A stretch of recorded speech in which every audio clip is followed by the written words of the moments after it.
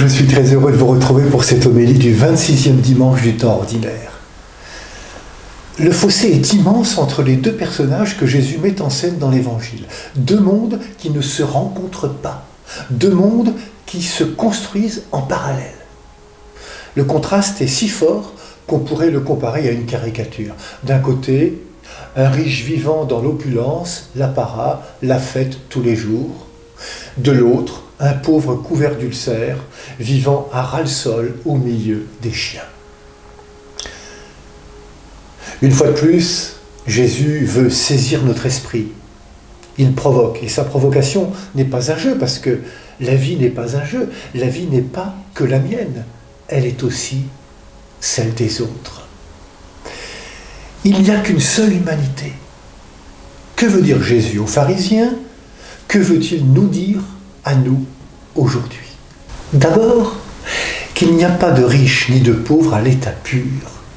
Il y a les deux en chacun de nous. Ensuite, que le pire malheur, ce n'est pas d'être riche, mais d'être indifférent, de s'enfermer dans une tour d'ivoire au point de ne plus rien voir autour de soi. Être indifférent, comme le riche de la parabole de Jésus, au point de ne plus voir la réalité, et la réalité, c'est celle d'une pauvreté qui existe. Et comme pour insister que la réalité de la pauvreté est bien concrète, la parabole donne un nom au pauvre, Lazare, qui signifie « Dieu a secouru ». La pauvreté touche des personnes. Il y a des richesses qui font illusion. Il y a des manières de s'attacher à des biens matériels qui nous coupent de certaines réalités, qui nous rend même aveugles. Le riche de la parabole ne voit pas le pauvre Lazare gisant devant son portail. Ce riche, qui ne pense qu'à faire la fête, ignore qu'il y a là, à sa porte, la misère. Mais la parabole nous emmène plus loin encore, au-delà de la mort. Et là, nous découvrons que les situations s'inversent. Le riche se trouve dans la souffrance et la misère, le pauvre trouve le bonheur et la reconnaissance. Et puis, il y a cette parole qui vient nous éclairer et nous alerter sur le sens de la vie présente.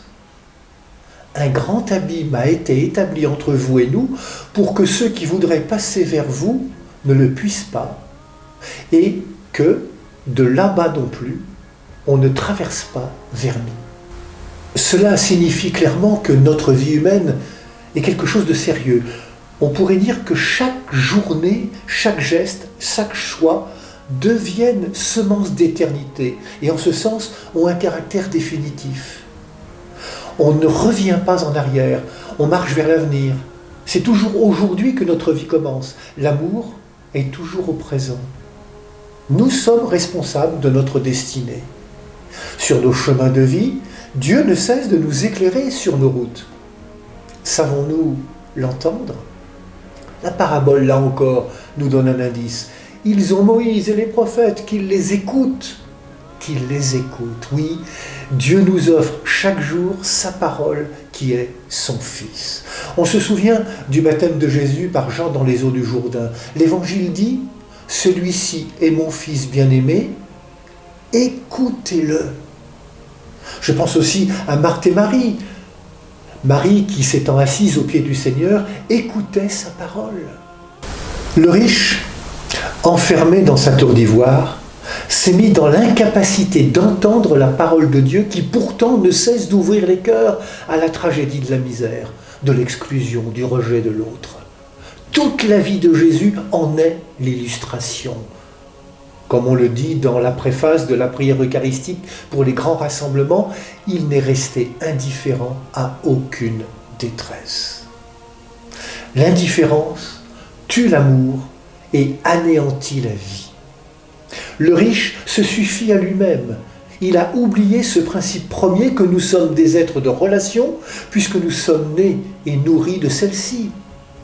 Seuls nous ne pouvons pas exister. Prenons à notre compte ce qu'écrivait Paul à Timothée. Toi, homme de Dieu, recherche la justice, la piété, la foi, la charité, la persévérance et la douceur. mène le bon combat, celui de la foi en Christ. Et je voudrais terminer par ce très beau texte de Madeleine Delbrel. Être pauvre, ce n'est pas intéressant. Tous les pauvres sont bien de cet avis. Ce qui est intéressant, c'est de posséder le royaume des cieux, mais seuls les pauvres le possèdent. Aussi, ne pensez pas que notre joie soit de passer nos jours à vider nos mains, nos têtes et nos cœurs. Notre joie est de passer nos jours à creuser la place pour le royaume des cieux. Il est inouï de savoir si proche, de savoir Dieu si près de nous, de savoir son amour possible tellement en nous et avec nous, et de ne pas lui ouvrir cette porte unique et simple de la pauvreté en esprit. Bon dimanche à toutes et à tous, prenez bien soin de vous et des autres.